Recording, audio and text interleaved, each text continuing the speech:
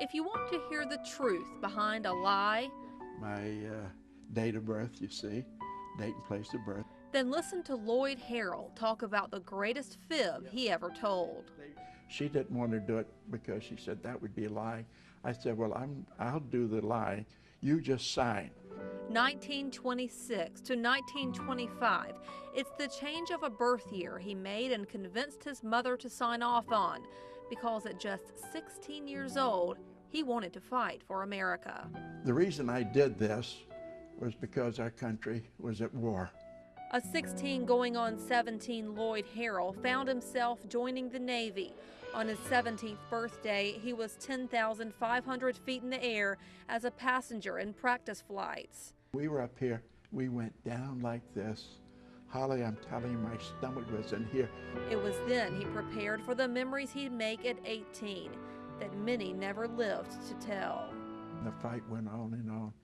But to look over there and see these people on the beach, nobody could get to them.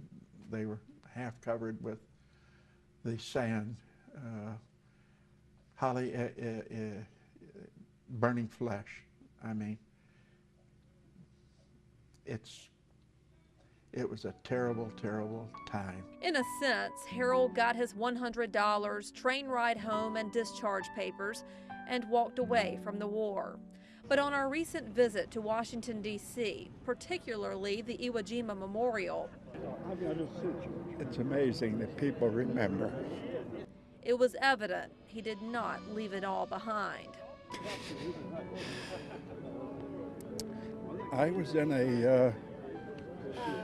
my action station, general quarter station, I was on a 40 millimeter anti-aircraft gun. And we had 5 on the ship, and I was on the starboard rear.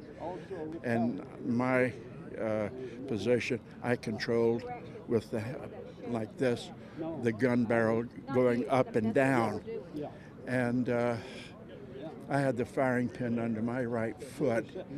And believe it or not, during all of the fighting, I never ever had to fire my gun in anger. When it all ended, Harold chose to disconnect best he could, never joining a vets group, only attending one reunion with his comrades. But this 12-hour trip, friends twisted his arm to go on. It's a very emotional day. Came at him like a revival, reminding him of the truth within the journey he started with a little white lie. This is mind-boggling for a 16, almost 17-year-old kid, you know. An honest feeling of faith he made out there that no matter what comes our way, he'll forever carry in his heart. We are under attack in this country. And while I fear for our country, it's like a moving tide. It's going to take time to shove it back, but shove it back we will.